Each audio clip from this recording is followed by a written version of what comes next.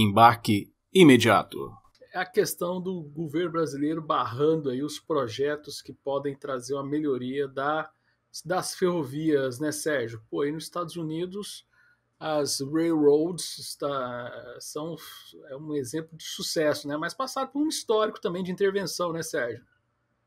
Então, Adriana, é engraçado, né? Tem o Rothbard, naquele livro dele, The Progressive Era, ele fala logo no começo, ele fala que as ferrovias é a primeira grande indústria americana a sofrer de crony capitalism, de roubalheira governamental.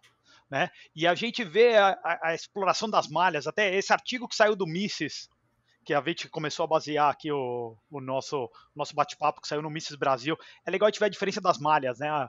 O quanto que a malha ferroviária americana cobre, o quanto que a malha ferroviária brasileira cobre, que é quase nada. Aqui parece o mapa, parece que está todo rabiscado. Parece que minha filha de 5 anos ficou rabiscando o livro lá de tanto trem, tanta linha de trem que tem, né? Mas é legal a gente olhar assim, o desenvolvimento das ferrovias nos Estados Unidos.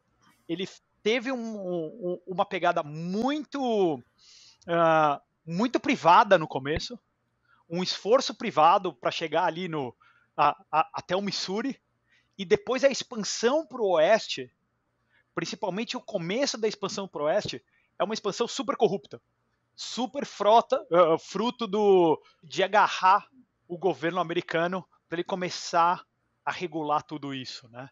E é engraçado que a gente vê, principalmente quando tem lá a Transcontinental nos Estados Unidos, quando começa a montar, que até o Obama, não sei se você lembra, Adriano, mas sei lá, uns 10 anos atrás, quando o Obama ainda era o presidente, acho que não lembro se no final do primeiro ou começo do segundo mandato, e ele fala assim, não, o governo é o grande empreendedor, veja o que a gente fez na Intercontinental, né?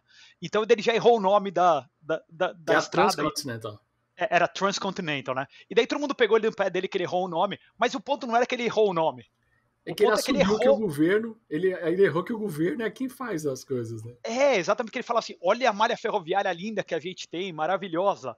Mas não, o que a gente sofreu? Durante anos e anos, não se desenvolveu o oeste americano nas ferrovias como se desenvolveu no leste americano. No leste você tinha competição, você tinha linhas para o mesmo local, linhas competidoras, enquanto para o oeste você não tinha. Até aqui no nosso podcast a gente vai ter um episódio, não sei se vai ser antes ou depois que a gente vai soltar, justamente entrevistando o João Lanza, que tem um livro sobre ferrovias. A gente fez um episódio só com ele, o cara entende muito e ele conta essa história dos short lines e tal, não sei o quê. Mas é muito bacana a gente ver essa competição, porque a gente fala, monopólio natural. Não tem como. Cara, e o trem lá compete mesmo. Compete entre ferrovias, compete com rodovia, compete com hidrovia. Tem logística pro negócio. E é tudo cheio, né, Sérgio? Você pega uma estrada americana, é caminhão gigante carregando, passa um trem do lado com não sei quantas centenas de vagões e você passa em cima de uma ponte do rio, tem uma balsa gigante passando embaixo também. Competição, porque é isso que é a garantia do escoamento da produção. Não adianta a gente querer produzir e ficar fazendo fila no Porto de Santos. É surreal fila de caminhão no Porto de Santos e ficar dando vazão só para caminhão, só para as rodovias. Acho que uma outra anedota que poucas pessoas sabem, assim, no começo, o índice Dow Jones chama Dow Jones Industrials. E por que ele chamava Dow Jones Industrials, né? Porque no começo das bolsas, lá no século XIX, quase tudo eram utilities, e dentro de utilities quase tudo eram ferrovias. Então, você tinha um industrials que era tudo menos as ferrovias, basicamente. Então você vê o quão importante eram as ferrovias. E até, se a gente olhar no caso do Lincoln, né, o grande presidente americano, que os conservadores... só retomando aqui para o pessoal entender, as Dow Industries. Então era o que era Dow Industry, o que não estava nas ferrovias era do Dow Jones. É isso, né? Então o Dow era o nome do índice, né? Mas ele falava Industrials. Então, ele falava Industrials porque eram todas as indústrias. E você fala assim, pô, mas ferrovia? Por que vamos excluir ferrovia? Porque ferrovia era quase toda a bolsa de valores. Entendi.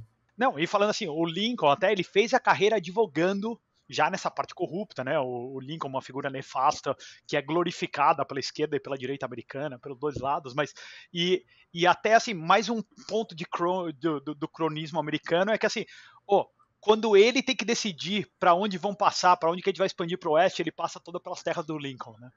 Então, é mais um ponto que fala ali o quanto teve de corrupção nesse mercado. Você não foi só o Brasil que sofreu com isso, o mercado americano também. Embora em parte do mercado a gente tenha mais liberdade, em parte a gente tem menos. E até pensa o quão importante são as ferrovias, né? Porque até na revolta de Atlas, qual que é a principal indústria que acontece lá? É uma ferrovia, né? É a ferrovia, e daí tem todos esses problemas também, porque acho que ainda estava muito na cabeça do americano, a gente estava menos de 100 anos removido, né, quando a Ayn Rand escreveu o livro, 50 e pouco, a gente estava em menos de 100 anos removido dessa época do grande problema das ferrovias americanas. E é engraçado, porque esse artigo ficou muito bom, lá do Miss Brasil, e é engraçado que nós temos algo também parecido aqui com a história brasileira, né? As ferrovias também começam privadas, com o Visconde de Mauá, e ele tem que se render ao cronismo também para conseguir ali a bênção do Império para poder ajudar ele. E na hora que o Império fala não gosto mais de você, quebraram o cara, né, velho? Os caras literalmente resolveram quebrar o cara e quebrou o cara. Ferrou a vida do Visconde de Mauá, né, bicho?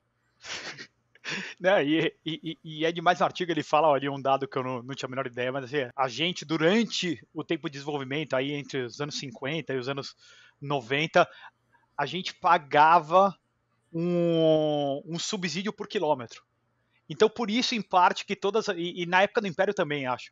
E por isso que todas as ferrovias são super sinuosas em caminhos que às vezes a gente podia cortar um túnel. A gente podia ter um caminho mais direto, porque a gente pagava o subsídio por quilômetro. E daí a gente começa a ver aí, todas as consequências não intencionadas, mas super previstas, né? Isso. Que a gente poderia ter. Maluquice isso. É muito complicado isso.